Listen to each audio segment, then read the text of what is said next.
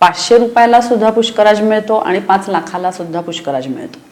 हा जो फरक आहे ना त्यांच्यातला, म्हणजे जनरली तुम्हाला कोणी पुष्कराज सांगून तुम्हाला दुसरंच कुठलं तरी रत्न दिलेलं आहे, सेमी प्रेशियस स्टोन दिलेलं आहे किंवा त्याचं उपरत्न दिलेलं आहे, हे शक्यतो घडत नाही. लोअर क्वालिटीचं रत्न जास्त प्रमाणामध्ये दिलं जातं. असं होतं त्याच्यामध्ये. लोअर क्वालिटीचं रत्न ला सुद्धा, म्हणजे लोअर क्वालिटीचं रत्न जे असतं त्याला सुद्धा एक HPHT नावाची ट्रीटमेंट येते की थोडक्यात डाय केले जातात. ही जी रत्न असतात, जसे आपण कपडा डाय करतो तशी ही रत्न सुद्धा डाय केली जातात. जर त्याचा रंग एकदम पेल येल्लो आहे तर पेल येल्लो कलरचा पुष्कराज कोणीच घ्यायला जाणार नाहीये.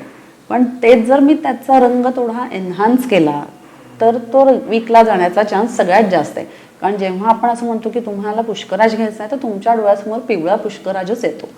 तुम्हाला पेल रंगाचा, कारण पुष्कराज तेजस्वी सूर्याचा, म्हणजे असं एक आपलं कनेक्शन डोक्यामध्ये असतं की तो छान पिवळ्या रंगाचा आणि तेजस्वी दिसायला पाहिजे. सो बऱ्याच वेळा ट्रीटमेंट करून या रत्नांची क्लॅरिटी आणि कलर मुख्य म्हणजे वाढवला जातो त्याच्यामध्ये. थोडक्यामध्ये म्हणजे डाय केले जातात हे रत्न फक्त विकण्याच्या हिशोबाने, बाकी त्याच्यामध्ये मिनिंग त्याला काहीच नाहीये.